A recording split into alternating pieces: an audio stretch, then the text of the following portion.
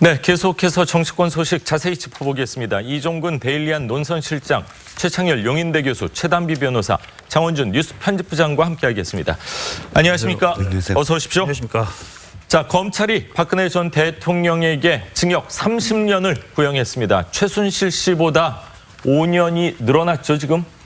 예, 이건 사실 예상됐던 바입니다. 예. 국정농단의 공범으로 인정을 하면서도 당연히 최종 책임자이고 혐의도 더 많은 박근혜 전 대통령이 더 많은 구형량, 왜냐하면 검찰이 같은 검찰이 아니고 특검이긴 하지만 그 최순실에게는 25년을 구형했었기 때문에 그 이상 30년 심지어 무기징역 구형까지 나오는 게 아니냐 그런 관측까지 나왔었는데 결국은 유기징역의 상한인 30년을 구형했습니다.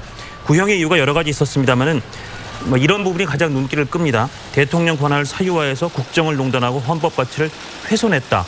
그리고 최순실 씨의 국정 개입 의혹이 오히려 정치 공세라고 비난하면서 온 국민을 비난했다라고 했고 또 하나 눈길을 끄는 부분이 벌금이 1,185억 원 맞습니다. 이렇게 구형됐습니다. 예. 지난번에도 이렇게 똑같은 액수가 최순실에게 구형됐었는데 이건 조금 이따가 법률 전문가께서 더 설명해 주시겠지만 뇌물에 대해서는 그 뇌물 받은 거 추징한 거와 별도로 그 뇌물을 받았거나 약속받았거나 하여튼 뇌물과 관련된 액수는 최소한 2배에서 5배 더 벌금을 때려서 뇌물을 중하게 처벌한다. 이 부분이란 이 법률 규정 때문에 이 구형을 했는데 2배를 살짝 넘기는 정도의 구형량이 나왔습니다. 그렇군요. 어제 자신의 결심 공판 안 나올 거라고 많은 예상은 됐었지만 TV를 볼 수 있는데도 불구하고 TV를 보지 않았어요. 그러면 박근혜 전 대통령 혹시 아직도 자신이 몇 년 구형을 받았는지 혹시 모를 가능성도 있지 않을까요? 그렇지는 않을 겁니다. 그렇지는 않을 것 같습니다. 왜냐하면 예. 일단 말씀하신 것처럼 동아일보 보도에 따르면 TV를 켤 수 있는 시간인데 TV를 켜지 않았다.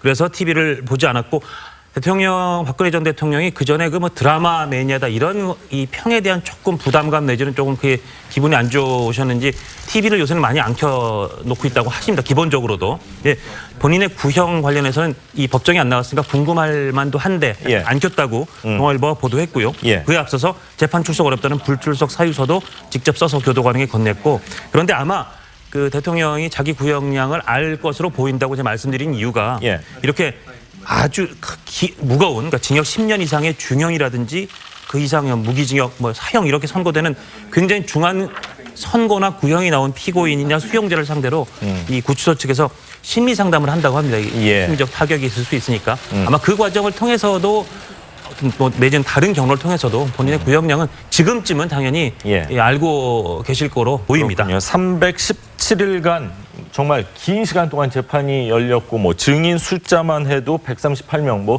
중복된다 하더라도 자 대통령께서 재판을 보이콧을 했는데 결국에는 자충수가 된 것이 아닌가. 그리고 또 나왔다고 해서 이게 또 줄어들었을까 하는 생각도 좀 드는데 변호사 입장에서는 어떻게 보시는지요? 일단 기본적으로 박근혜 전 대통령이 이 재판을 보이콧을 한 데는 정치적인 이유가 있었죠. 예. 정치적으로 나는 이 재판에 대해서 신뢰할 수가 없다라는 목적이었던 것 같은데 그 정치적인 목적이 어느 정도로 달성됐는지 여부는 이제 차치하고요. 말씀하신 것처럼 법적으로는 어떠한 예를 들자면 불이익이 있었을까를 검토해 본다면 먼저 앞서서 장원준 부장님께서 말씀해 주셨지만 검찰이 밝힌 구형에 이런 이유가 있어요. 피고인은 오히려 정치 공세라며 비난하고 온 국민을 기만했다. 즉 제대로 된 재판을 받지 않은 것에 대해서 개전의 정이 없다라고 기본적으로 보고 있는 거죠. 검찰도. 그렇다고 한다면 사실은 이제 마지막 그 검찰의 구형을 할 때 피고인이 마지막으로 자신의 입장을 잘 밝힐 수 있는 기회가 있는데 그 부분에서 예를 들자면 본인의 반성을 하고 있다라고 한다면은 법원이 이제 양형을 참작을 할 수가 있는 부분이 있는데 그런 부분도 본인 스스로가 포기했다라고 볼 수 있겠죠. 그래서 양형 단계에서는 좀 불이익한 면이 있지 않을까 싶고 사실은 법조계에서는 말씀하신 것처럼 최순실의 선고가 났을 때 이미 박근혜 전 대통령의 구형과 선고도 어느 정도 예상된 것이 아니냐. 맞습니다. 최순실의 재판은 거의 박근혜 전 대통령의 재판은 예고편이다라고까지 얘기가 나왔기 때문에 아마 박근혜 대통령이나 국선 변호인들도 어느 정도는 예상한 구형이 아닌가 이렇게 예상됩니다. 그렇군요. 자, 구형은 최순실 씨보다 5년이 늘어났습니다. 벌금은 근데 둘 다 똑같이 1,185억 원인데 벌금 액수는 어떻게 산정이 되는 겁니까? 벌금 액수 같은 경우에는 앞서 잠깐 설명해 주셨지만 뇌물죄의 뇌물 액수와 관련이 있습니다. 그런데 이제 두 사람이 최순실 씨와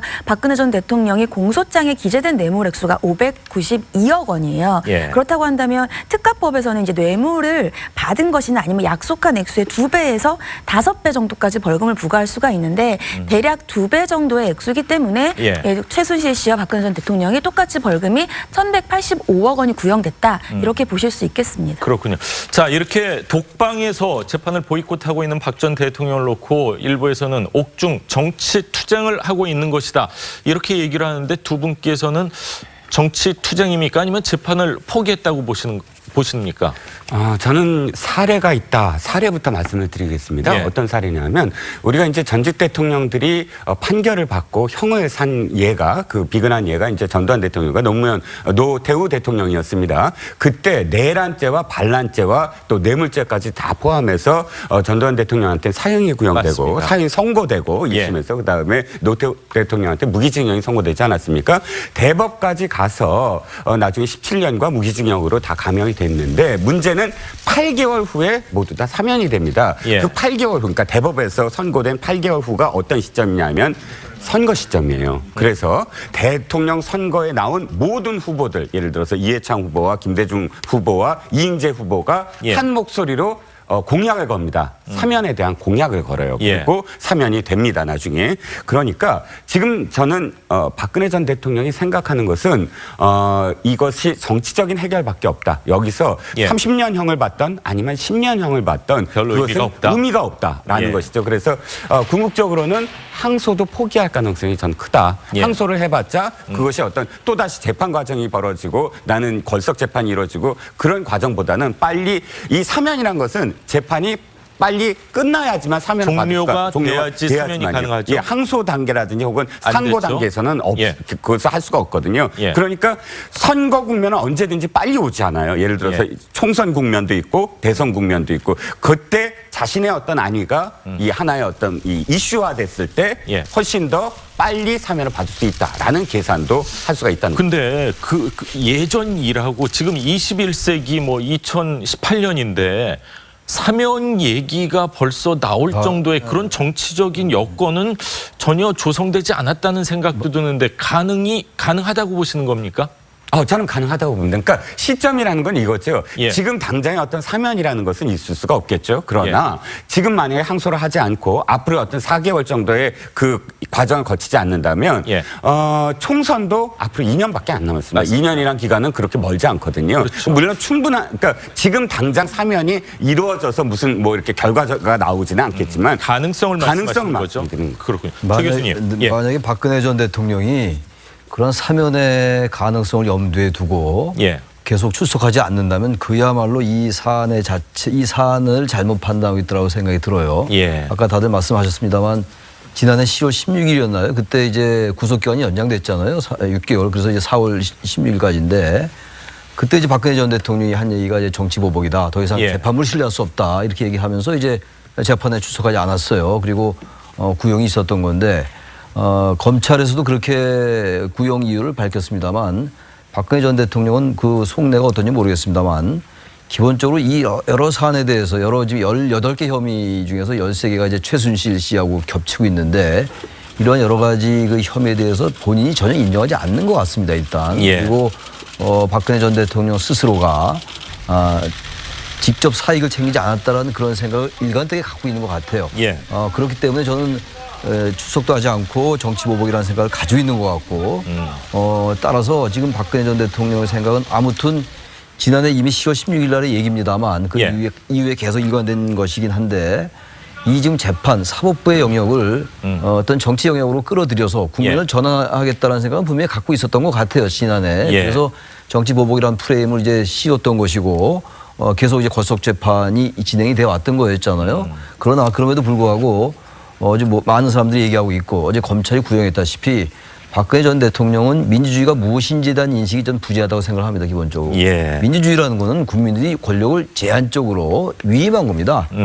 그래서 그건 주권자인 국민의 권력을 좀 대신해서 대표해 주시오라는 게 민주주의잖아요. 그게 대의민주주의 아니겠어요. 그렇죠. 그런데 전혀 그렇지 않고 권력이 자신이 대통령에 당선된 거를 권력은 내 것이다. 이른바 이제 권력의 사유화 예.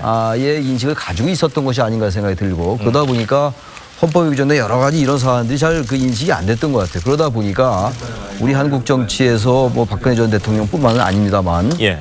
이른바 뭐 정치 권력과 자본 권력의 유착, 우리가 정경 유착이라고 얘기하잖아요. 그런 쪽에 있어서 해도 된다라는 그런 막연한 인식이 있었던 게 아닌가. 그렇지 않고선 지금 이러한 어마어마한 일들이 일어날 수가 없었죠. 예. 쿠데타를 일으키고 이래야만 국정농단이 아니거든요. 바로 그래서 검찰도 헌법적 가치를 훼손했다고 얘기한 것이고 지난해 3월 달에 헌법재판소에서도 우리 헌영 사상 초유로 현직 대통령을 파면했던 것이거든요. 예. 그런 인식이 박근혜 전 대통령은 있지 않는 것 같다는 생각이 듭니다. 예, 그렇군요. 자, 어제 피고인이 없는 결심 공판, 국선 변호인들은 정말 열심히 일을 한 것 같다는 느낌을 받았습니다. 4시간 넘게 최종 변론을 펼쳤는데 변호인단의 입장을 한번 들어보시죠.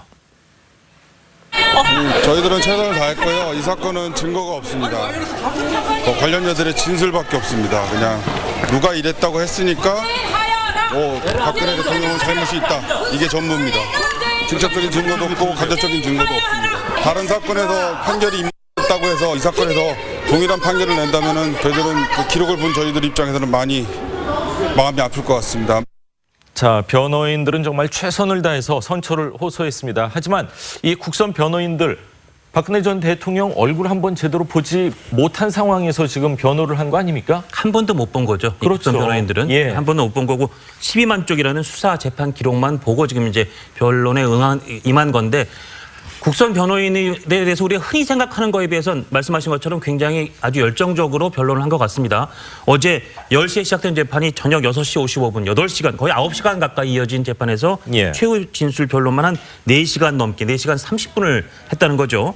그래서 우선 그 미르 K스포츠 재단 관련된 변론을 한 박승길 변호사 같은 경우는 이제 뭐 무지개를 비로들면서 무지개 경계가 사실은 그릴 땐 무지개를 빨주노초 파는 건 그리지만 경계가 불분명한 것처럼 이것도 확실히 조가되는 부분이 아니지 않느냐 그런 얘기를 하면서 사실 이번 평창올림픽이 원래 탄핵이 없었으면 개막식은 박근혜 대통령이 개막 선언을 맞습니다. 하고 폐막은 문재인 대통령, 신임 그렇죠. 대통령 이제 그때 뽑힌 누가 뽑혔을지 모르죠. 이제 탄핵이 아니었다면 예. 그랬다는 그걸 갖고 사람들이 많이 회자됐었는데 그 평창 동계 올림픽 보면서 박근혜 전 대통령의 수고가 생각났다. 이 부분에서는 울음까지 터뜨려서 한 1분 정도 이렇게 눈물까지 보이기도 했고 예. 굉장히 열정적으로 변론을 했던 그런 모습이 어제 연출됐습니다. 그렇군요. 저는 판사의 입장이 돼보지 못해서 모르겠는데 판사님 입장에서는 얼굴 한번 보지 못한 국선 변호인들이 이렇게 열심히 일하는 모습이 참 열심히 일한다 이렇게 좀 좋게 볼까요? 아니면은 얼굴도 한번 못 봐놓고 뭐 이렇게 길게 하냐 뭐 이런 마음도 혹시 갖지 않을까 하는 생각도 드는데 변호사의 입장에서는 어떻게 보시는지요? 일단 변호사들은 물론 피고인을 만나면 더 예. 많이 감정이 이입이 되지만 워낙 그 재판의 기록이 방대하기 때문에 그거를 보고 또 이 국선 변호인들은 본인이 직접 만나지 못해서 예를 들자면 박 전 대통령이 쓴 책 같은 것들을 읽으면서도 또 이해를 하려고 노력했다고 하니까 감정이 이입될 수밖에 없습니다. 저는 충분히 이해를 하고 반면에 재판부의 입장에서는 검찰과 변호사의 양쪽의 입장을 듣고 객관적으로 판단을 해야 되기 때문에 저는 크게 두 가지로 나눠서 생각을 했을 거라고 생각을 해요. 예. 먼저 변호인이 앞서서 잠깐 리포트에서 나왔지만 증거가 없다라는 얘기는 증거의 채택 여부는 재판부가 결정을 하지만 그렇죠. 지금 현재 직접적인 증거가 없다는 다른 증거들을 재판부가 채택을 한다 해도 증거력이 떨어진다. 증거의 신빙성을 다투는 것이라 그 부분은 적극적으로 판단을 했을 거라고 보이고요. 반면에 4시간의 마지막에 최후 진술 같은 경우에 뭐 눈물 흘린다거나 감정적인 호소를 한다는 것은 굉장히 마지막까지 최선을 다하는 것이지만 피고인이 직접 나와서 본인의 반성 같은 것들을 얘기한 것이 아니기 때문에 그 부분에 대한 변호인들의 감정 같은 것은 물론 뭐 안타깝다고 생각은 개인적으로 할 수 있을지 몰라도 예. 재판 결과에는 큰 영향을 미치지 못했을 거라고 보입니다. 그렇군요. 자, 정치권의 반응 역시 여야가 갈리고 있습니다. 자유한국당 입장에서는 완전히 선을 다 긋기도 뭐하고 그렇다고 해서 또 뭐 이제 그 우호적인 이런 반응을 보일 수도 없고 굉장히 복잡한 심정일 것 같아요. 또 선거를 앞두고 있기 때문에 지금 어떻게 하는 게 옳은 겁니까? 어제 나온 이제 그 평가가 한국당이 할 수 있는 최대의 평가인 것 같아요. 그 예. 너무 잔인하다라는 얘기 아니에요. 차라리 사형이 낫지 않냐 뭐 이런 취지의 얘기를 했는데 한국당으로서는 선거를 의식하지 않을 수가 없을 거예요. 정당으로서 말이죠. 그래서 박근혜 전 대통령에 대한 구형에 대해서 어떤 입장을 냈느냐가 예. 6월 지방선거에서 특히 이제 특정 지역에서는 어떠한 변수가 될까를 생각했다라고 생각을 합니다. 저는. 특정 지역에 한해서는 영향이 일정 부분 전 뭐 완전히 영향을 배제할 수는 없다고 생각을 맞습니다. 해요. 특히 이제 다들 아시겠습니다만 경북 지역, TK 대구 지역 이쪽에서는 박근혜 전 대통령에 대해서 이 구형에 대해서 그리고 그때가 되면 이제 선거도 끝날 거 아니겠어요. 예. 2월달 지방선거니까. 그렇죠. 그 영향이 있을 것 같아요. 특정 지역에 따라서 차별화가 되겠죠. 그래서 이제 한국당이 그런 고민이 배어 있는 게 아닌가 지금 앵커 말씀처럼.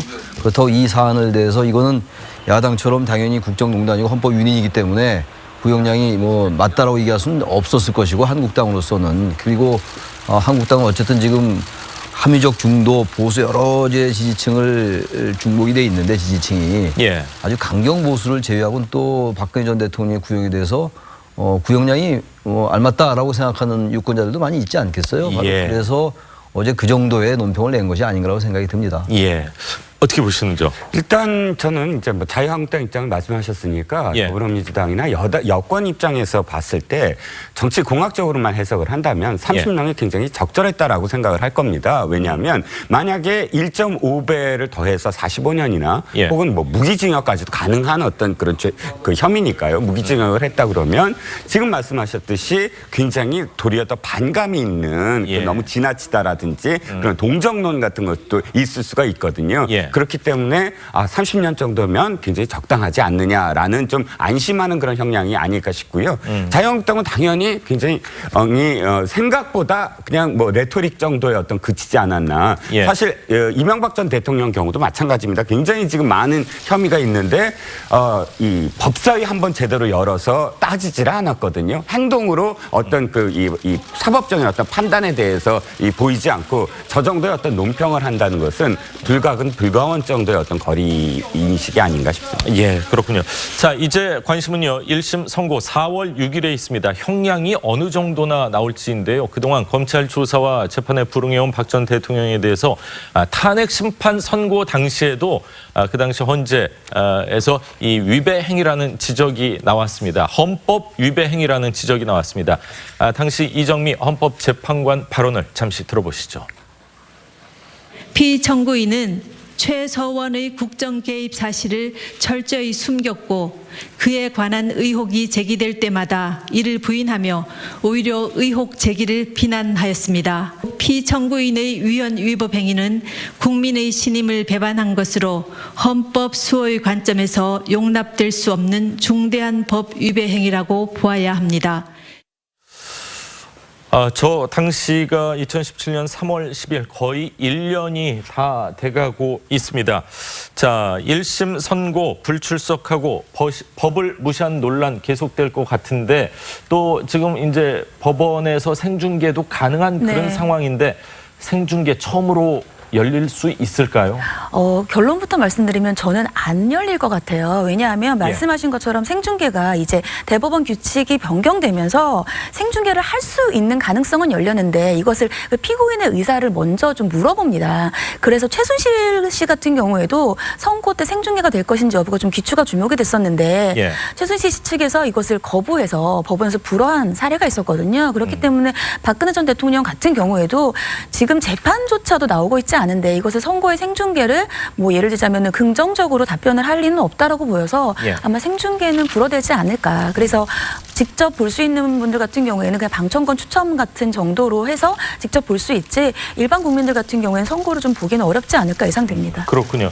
자, 같은 재판부기 때문에 검찰에서 그때 최순실 씨 25년 구형을 했는데 법원에선 5년이 준 20년인데 산술적으로 계산을 하면은 검찰에서 30년 했으니까 한 25년 정도를 예상하는 게 제 예상이 틀렸습니까? 아니면 얼추 뭐 비슷할 것 같습니까? 같은 재판부기 때문에 거의 같은 법리를 적용할 거라고 보이고요. 저도 예. 한 25년을 생각해요. 왜냐하면 지금 현재 박근혜 대통령 같은 경우에 국정농단 재판은 결심이 됐지만 다른 재판들도 많거든요. 국정원 특활비라든지 아니면 여론조사 개입과 같은 재판들이 있기 때문에 예. 25년을 선고한다고 해도 사실상 다른 재판에서 또 유기징역이 나오면 예. 유기징역의 상한선을 다 채울 수밖에 30년 없을 있죠? 수 있는 가능성이 굉장히 높아요. 그렇기 때문에 제 생각에도 한 25년 정도가 나오지 않을까 조심스럽게 예상해 봅니다. 자, 4월 6일입니다. 한번 어떤 선고가 내려질지 계속해서 지켜보도록 하고요.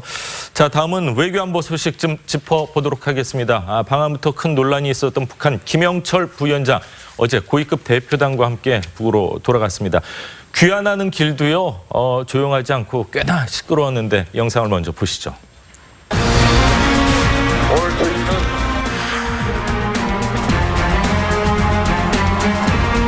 사자고 돌아가라. 김영철에게 더 이상 고소장을 내주시도 말라. 우리는 결코 용납할 수 없다. 사자고 돌아가게 하라.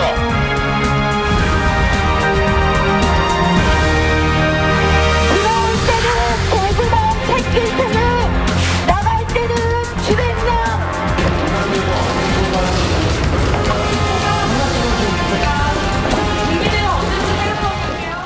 네, 논란을 의식했겠죠. 호텔 밖으로 나오지도 않고 34시간이죠. 모습을 보기가 참 힘들었었는데 숙소 내부에서도 상당히 철두철미하게 행동을 했다면서요. 예, 말씀하신 것처럼 그 전날 0시부터 해서 어제 10시까지 한 34시간 정도, 예. 그러니까 한 하루 꼬박하고 오전 정도까지 머물렀는데 거의 거기서 안 나왔다. 그냥 거기서 그 은둔했다. 칩거하면서 한국의 그 안보 라인 사람들을 불러다가 만났다. 이렇게 보시면 될 것 같습니다. 예. 그리고 김영철도 워낙 뭐 북한에서 민감한 인물이고 특히 반발도 많고 하니까 이 동선 노출을 막기 위해서 전담팀, 그러니까 이 호텔 전담팀도 경력 한 15년, 20년의 부지배인급 베테랑들로 구성을 했고 예. 그 스위트룸 청소도 아무한테 안 시켰고 객실이 어딘지도 사실은 그 직원들도 담당 아니면 모를 정도였다고 예. 합니다.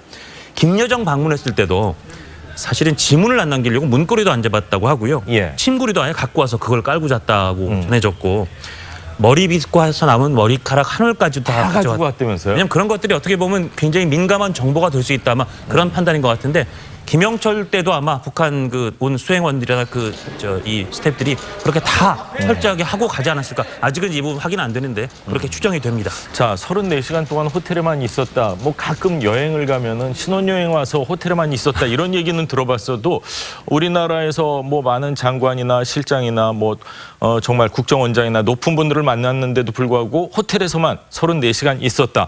그런데도 불구하고 뭐 보도문 하나 못 냈습니다. 어떻게 보면은 뭐 한국과 북한 간에 어떤 합의 사항이 만들어지지 못했다 이렇게 봐야 되는 거 아닙니까? 네, 일단 지금 그 점이 지금 문재인 정부로서는 하나의 짐이 될 겁니다. 왜냐하면 자 이해하려고 한다면 상황을 이해하려고 한다면 첫 번째는 지금 악화된 국내 여론 그러니까 김영철이라는 천하남 주범을 받아들였다에 대해서 사실 굉장히 악화됐으므로 그 이전에 사실은 청와대 기자들에게 청와대의 접견 가능성을 이야기한 적도 있거든요. 그런데 이 여론을 의식해서인지 청와대에서 만난 적은 한 번도 없습니다. 평창에서 문재인 대통령 접견을 했고 그 이후에는 계속 이 호텔 안에서 조찬 오찬을 거듭하고 있는 어떤 상황이고요. 그래서 사실상 이런 어떤 공식적인 대표단과의 어떤 면담 그러니까 뭐 모두 발언이 나오고 하는 그런 과정이 없었다. 그러므로 뭐 실질적으로 기사거리를 만들어줄 수 없었다는 점은 상황을 이해하려는 어떤 상황인데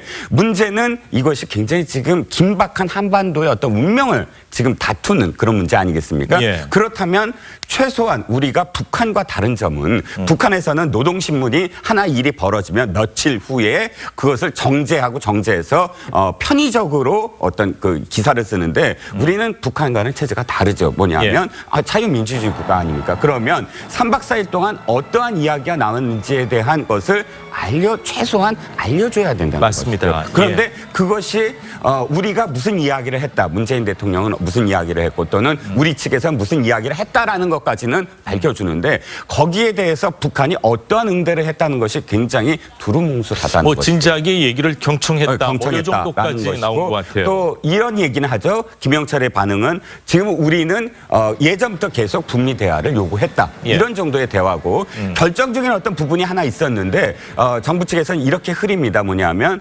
어떤 북한의 대응되는 말이 있었지만 지금 밝히기에 적절하지 않다. 이런 정도로 해서 그걸 또 회피해 나갔어요. 예. 그러면 나중에 짐이 된다는 건 무슨 말씀이냐면 이것이 만약에 결과가 진짜 좋아서 북미 회담으로 가면서 나중에 이제 몇 가지를 밝히면서 이러이러한 얘기를 했다라는 단계까지 가면 어느 정도는 결과가 나왔기 때문에 수용이 되겠지만 이것이 결과가 나오지 아니하고 또 생각하지 아니한 방향으로 만약 흐른다. 예. 한반도 긴장이 계속 고조된다. 이랬을 때 이 3박 4일간의 깜깜이 면담과 관련해서는 예. 상당한 짐이 돼서 다시 부메랑으로 돌아올 수가 있다라는 그럴 것이죠. 가능성이 있네요. 예, 최 교수님. 지금 이제 만약에 북미 대화로 연결되지 않고 예. 그리고 평창 이후 이제 우리가 흔히 포스트 평창이라고 얘기하는데 북미 대화가 결렬되고 그리고 이제 이른바 비핵화에 대한 성의를 북한이 보이지 않고 그렇게 되면요 작년도 상황보다 전 훨씬 더 악화될 수 있을 것 같아요. 예. 게다가 이제 북한이 핵이나 미사일 핵까지는 아니라 하더라도 미사일 도발이라도 한번 하면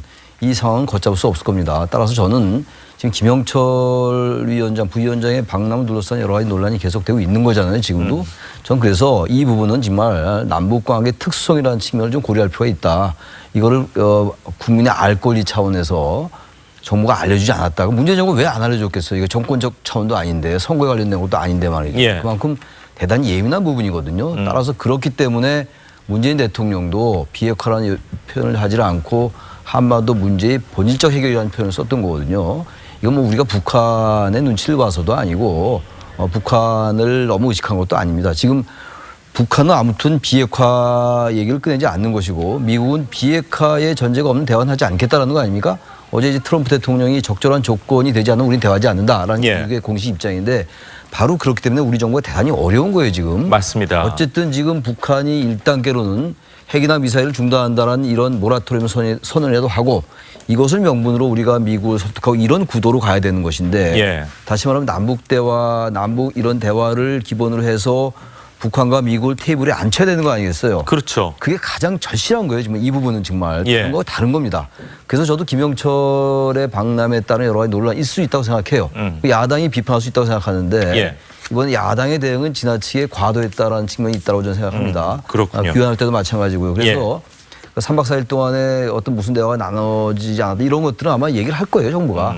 차차 얘기를 한다고 보는 것이고 그런 뭐 지적도 필요하겠으나 보다 본질적인 거는 현재 북한과 중국과 미국의 이런 대화 구도 자체가 좀 바뀌었어요 이번에. 예. 중국은 좀 빠져 있는 거 아니겠어요? 맞습니다. 그 자리에 지금 우리가 들어간 거예요. 예. 그러니까 이 일반 평창 정국은 대단히 우리에겐 소중한 겁니다 지금. 소중한데 대단히 살얼음 판이에요 지금. 그렇죠. 아슬아슬합니다 지금. 그리고 미국은 언제라도 지금 선제 타격할 수 있는 상황인 것 같고 말이죠. 그래서 너무 그러한 그 디테일한 부분을 과도하게 부각시키는 게 예. 한반도 우리가 지금 이 남북 대화를 이 북미 대화로 이끌어나가는 이 과정 중재해야 되는 우리 입장에서 볼 때 예. 대단히 부담스러운 거예요. 그래서 저는 이 안보 보수도 좋고 다 좋은데 제1야당도 그렇고 보수 야당도 그렇고요. 이런 측면을 조금 이해할 필요가 있다. 너무 이것을 정치 공방으로 가는 것은 정말 우리 안보에 도움이 되지 않는다 생각합니다. 만남을 주선한다는 것 자체가 사실은 굉장히 부담스러울 수가 있는데 좋은 사람을 잘 만남을 주선을 하면 사실 칭찬도 받고 뭐 밥도 같이 얻어먹을 수가 있는데 잘못된 만남을 주선을 하면 욕도 먹고 심지어는 뺨까지 맞는 경우가 가끔 있거든요. 맞는 정도가 아니라 우리 한반도에 정말 그 예상치 못한 상황이 발생할 수 있다는 게 예. 문제예요. 그러니까 지금 탐색적 대화라는 표현을 많이 언론이 쓰고 있잖아요. 탐색적 대화를 한 다음에 예비 대화로 가고 그런 다음에 본 대화로 가야 되는데 이 과정이 대단히 험난합니다 지금. 일단 서로 대화의 필요성을 인정하는 탐색적 대화를 하고 예. 근데 의제는 어쨌든 비핵화라는 부분을 딱 적시하지 않더라도 비핵화로 해석될 수 있는 북한으로서도 명분이 필요하고 미국도 체면이 필요하고 명분이 필요한 거거든요. 그런 부분은 우리나라가 이걸 세워줘야 되는 거거든요. 그러려면 양쪽을 자극시키지 말아야 되는 것이고 우리 한국 정부로서는 미국 정부의 명분과 체면도 살려줘야 되고 북한의 그런 부분도 우리가 다독거리면서 어쨌든 테이블에 앉혀야 되는 거거든요. 예. 그래서 이번에 평창 정국에서 비롯된 중국과 미국과 이 북한의 구도를 남북 그리고 미국의 구도를 바꾸면서 어쨌든 선순환으로 가야 되는 거란 말이죠. 그런 것들을 모든 이 플레이어들이 예. 주요 행위인자들이 좀 인식할 필요가 있다고 생각을 합니다.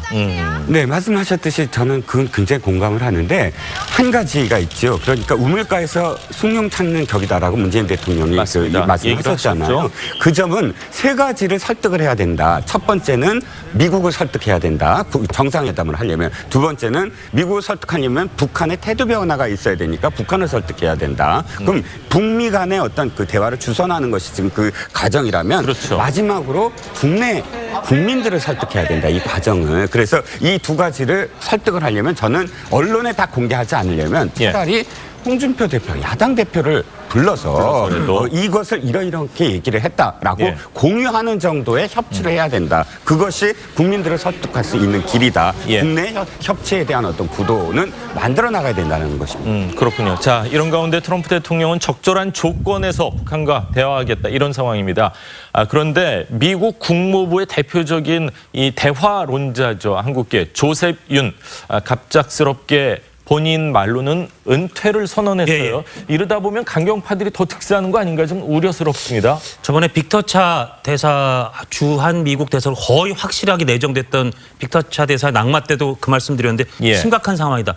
지금 이것도 조금 심각하고 긴박한 상황으로 볼 수 있을 것 같습니다. 왜냐하면 조셉 윤 대표가 대화파인 조셉 윤 대표가 물론 나이가 만 64세로 나이가 많아요. 그러니까 은퇴하겠다는 본인 의사도 있으나 더 중요하게 읽혀지는 건 미국 그 백악관의 NSC하고의 좀 갈등이 있었습니다. 예. 대화를 주장하고 북한이 60일만 미사일 도발 안 하면 대화 시작 신호로 볼 수 있다. 이 얘기가 백악관이라든지 특히 맥메스터가 굉장히 싫어했거든요. 예. 근데 그 조셉 윤이 막 대화를 할까 말까 하는 이 시점에 물러났다는 거는 그 갈등이 더 노정됐다 이렇게 볼 수 있고요. 예. 그렇다면 빅터차가 물러난 거와 비슷한 상황이 아닌가.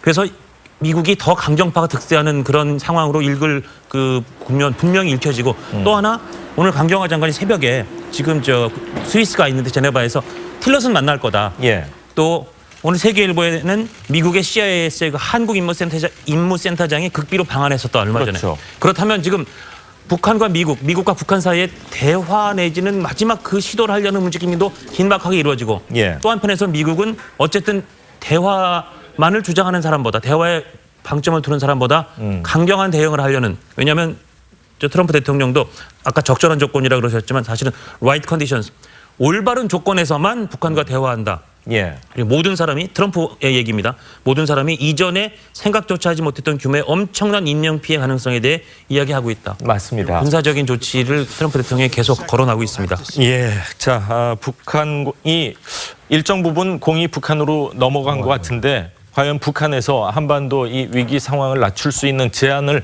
할 수 있을지 좀 기대를 해보도록 하겠습니다. 자, 오늘 두 분 말씀은 여기까지 듣겠습니다. 감사합니다.